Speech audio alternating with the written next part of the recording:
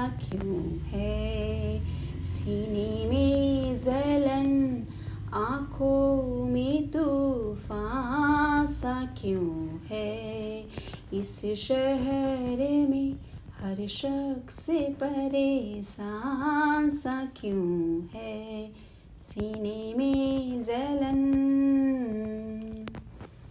दोस्तों, ये तो गाना सबका सुना हुआ है, फारूक शेख साहब के पिक्चर की है। ये सिचुएशन जब हम लोग बड़े हो रहे होते हैं ना, तब ज़्यादा महसूस करते हैं, और अगर उससे उसी समय कंट्रोल नहीं किया जाए ना, तो हमें इसकी आदत सी लग जाती है। किस बात की? यही दुखी रहने की, हमेशा चेहरा लटकाए रहने की। मेरा ज़िंदगी ही बेकार है, कहाँ से आए हैं, कहाँ जाना है, क्या करना है, कुछ पता नहीं।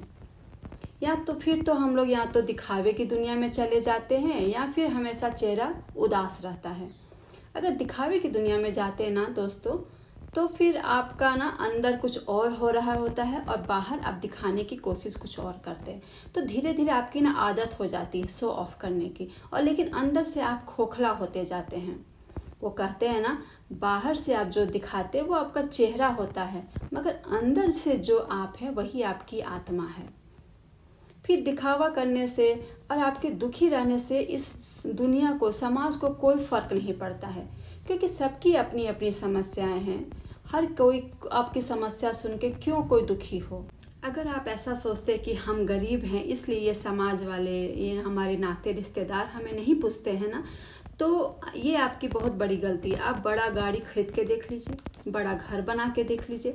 अगर आपके विचार, आपकी सोच, आपके संस्कार किसी से मेल नहीं खाते हैं ना, तो आपकी पहुंच देखकर, आपका ओहदा देखकर, आपकी पोस्ट, धन दौलत देखकर हो सकता है आपसे सटेंगे, मगर जिस दिन उन्हें ये लगेगा कि इससे तो हमें कोई फ़ायदा ही नहीं हो रहा है, तो वो आपको छोड़ देंगे। तो वैसे सिचुएशन में आप घबराइए नहीं, क्योंकि ऐसे नाते रिश्तेदार लोग ना ही हो तो वो ज़्यादा अच्छा है। आप अकेला रहिए, वो आपके लिए ज़्यादा अच्छा है। तो फिर क्या, दिन भर दिमाग में पता नहीं क्या क्या ख्याल आते रहते, लगता है जैसे पागल हो जाएंगे। डॉक्टर को दिखाएं? तो फिर रुकिए, इसका इलाज डॉक्टर के पास भी नहीं है। क्योंकि अगर कोई अच्छे डॉक्टर कोई के पास आप जाएंगे जिसका इरादा पैसा कमाना नहीं बल्कि आपकी सेहत होगी ना, तो वो भी यही बोलेगा कि देखिए मार्केट में अभी बहुत अच्छी अच्छी दवाएं आई हैं, बोलिएगा तो लिख देंगे, मगर इसको खाने से कोई फ़ायदा नहीं होगा। जाइए, खुश रहने की कोशिश कीजिए और खुद को बहुत ज़्यादा व्यस्त रखिए। दोस्तों, ये डिप्रेशन की दवा क्या करती है?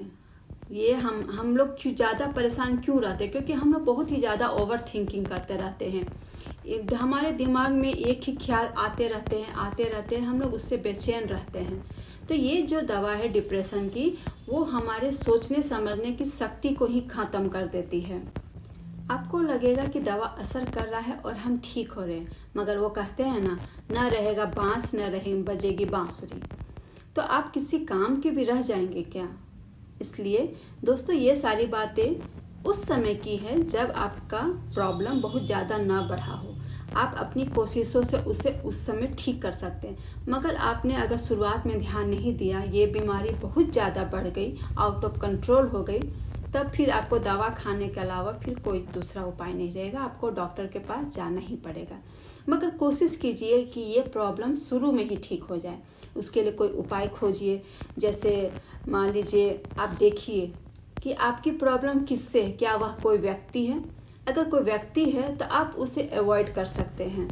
वो अच्छा है, खराब है, मुझे पसंद नहीं है, तो उसे अपनी ज़िंदगी में जीने के लिए छोड़ दीजिए। ज़रूरी तो नहीं कि हर किसी की सोच एक जैसी मिले। फिर उसे जैसे मन हो उसे जीने का अधिकार है। हाँ, फिर इसका जो रिजल्ट आएगा ये उसका होगा। वो अच्छा करे तब, खराब करे तब, ये उसकी चॉइस है। हो सकता है इसका असर आपकी ज़िंदगी पर भी पड़े, मगर कोई चीज़ अच्छा है इसका ये परिणाम होगा, ये बुरा है इसका ये रिजल्ट आएगा, आप किसी को बस इतना ही बता सकते हैं। आप ज़बरदस्ती हाथ पकड़ के किसी से कुछ नहीं करवा सकते हैं। आप दुखी होते हैं क्योंकि आप खुद को उससे जोड़ लेते हैं। दोस्तों, वो एक अलग अस्तित्व है, आप एक अलग अस्तित्व हैं। अगर आप सही रास्ता पर चलिए, आप अगर अपना ही भला कर लीजिए ना, तो भी समाज का बहुत भला हो जाएगा। जिसको सीखना होगा वो दूसरे को देखकर ही सीख लेता है, या फिर खुद की ज़िंदगी में ठोकर खाकर। ठोकर खाने से दर्द तो होता है, मगर सबक भी बहुत ठोस दे जाता है। दूसरा उपाय है, खुद को बहुत ज़्यादा बिजी रखिए। अब इसका ये मतलब नहीं कि दिन भर दोस्तों के साथ घूमने निकल गए, दिन भर वीडियो गेम खेल रहे हैं, ताश खेल रहे हैं। दोस्तों को पॉजिटिविटी वाला, प्रोडक्टिविटी वाला काम कीजिए। जैसे अपना घर में पढ़ाई कर रहे हैं, पढ़ाई करते करते थक गए, ज़रा सा ड्राइंग कर लिए, मम्मी का हाथ बटा दिए। ये तो इतना अच्छा काम है कि माँ कुछ बोले या ना बोले, माँ का आशीर्वाद तो आपको खुद ब खुद मिल जाता है। फिर आप लड़का हैं कि लड़की से कोई फ़र्क नहीं पड़ता। दोस्तों, क्या आप अपना घर में ज़रा सा झाड़ू लगा दिए, ज़रा सा बिस्तर सरिया दिए, कपड़ा सुखाने में अपनी माँ की मदद नहीं कर सकते हैं क्या? कोई मेहमान आ गया तो चाय नाश्ता दे दिए, माँ थक गई तो माँ के लिए चाय बना दीजिए, शरबत बना दीजिए। ये छोटी छोटी कोशिशें भी ना जिंदगी में बहुत बड़े बड़े बदलाव लाते हैं। एक बार आप कोशिश करके तो देखिए, आपकी वजह से अगर कोई सामने वाला मुस्कुराएगा ना, आपको बहुत खुशी होगी। दोस्तों, ये वीडियो खत्म करने से पहले मुझे ओशो जी की ना एक कहानी याद आ रही है। उन्होंने कहा था कि उनसे किसी ने पूछा था कि गुरुजी, आपके पास आता हूँ तो मेरे सारे दुख दर्द गायब हो जाते हैं, मुझे ज़िंदगी में कुछ रोशनी सी लगती है कि हाँ, मेरे भी ज़िंदगी में कुछ है। लेकिन जब मैं यहाँ से जाता हूँ तो मेरी ज़िंदगी में फिर से वही अंधेरा हो जाता है, मैं वही स्ट्रेस, वही दुखी जैसा महसूस करता हूँ। तो क्या करूँ? तो गुरुजी ने कहा था कि देखो, अगर मान लो आप अपना कहीं अंधेरे में चले जा रहे हो, तो रास्ते में आपको कोई मिला जिसके पास लालटेन है, तो आप उसके साथ चलना शुरू कर देते हैं। तो जब तक उसके लालटेन के साथ आप जा रहे हैं, तभी तक आपको रोशनी लगती है। फिर चलते चलते आ जाता है चौराहा, फिर वो अपने रास्ते चला जाता है और आप अपने रास्ते। तो वो तो लालटेन लेकर चला गया, आपकी ज़िंदगी में फिर से वही अंधेरा। तो आप कब तक दूसरों के भरोसे से चलेंगे? जब तक आप कोई मोटिवेशनल वीडियो सुनते हैं, किसी ऐसे के साथ रहते हैं जिसके साथ रहने से आपको हिम्मत महसूस होती है, सारा दुख दर्द भूले रहते हैं, तब तक आपको अच्छा लगता है। मगर जब वो अपना लालटेन लेकर चला जाएगा तो फिर से वही अंधेरा, वही स्ट्रेस। इसलिए जागिए, आप अपना लालटेन, अपना दिया खुद जलाइए।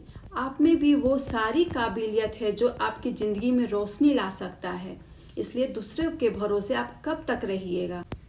एक बार खुद पर भरोसा करके तो देखिए, आप क्यों दूसरे का मुंह हर समय ताकते रहते हैं? आपकी छोटी छोटी कोशिशें भी ना आपको मंजिल तक पहुंचाने की पहली सीढ़ी बन सकती है। फिर मिलेंगे, तब तक खुश रहिए, क्योंकि जिंदगी ना मिलेगी दोबारा। Take care, bye bye.